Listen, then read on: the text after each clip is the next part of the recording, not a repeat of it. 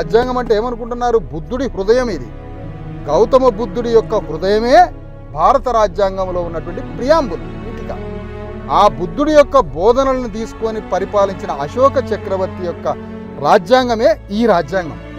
చక్రవర్తి సామ్రాట్ అశోక చక్రవర్తి తన రాజ్యంలో వాడినటువంటి సోదరభావము, స్వేచ్ఛ, సమానత్వము, ఈ మూడు ఆలోచనలు బుద్ధుడి నుంచి తీసుకున్న అశోక చక్రవర్తి ఈ రాజ్యాంగం యొక్క మూల సూత్రాన్ని ఆనాడే ఆయన తన రాజ్యాంగంలో పెట్టిండు. ఆ సామ్రాట్ అశోక చక్రవర్తి యొక్క ఆలోచనలే దీని ప్రియాంబుల్.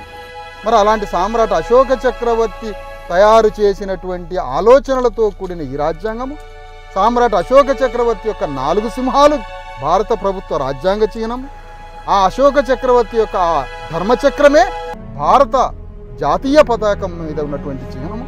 ఇదంతా భారత రాజ్యాంగం తయారు చేసినటువంటి మెకానిజం.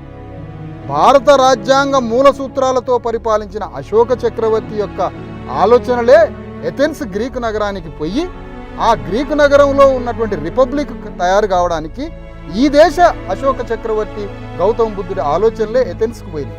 ఎథెన్స్ నుంచి యూరప్ కంట్రీలో లండన్కి పోయి అక్కడ రిపబ్లిక్ స్టేట్స్, గణతంత్ర రాజ్యాలు, పార్లమెంటరీ విధానం అక్కడ తయారైంది.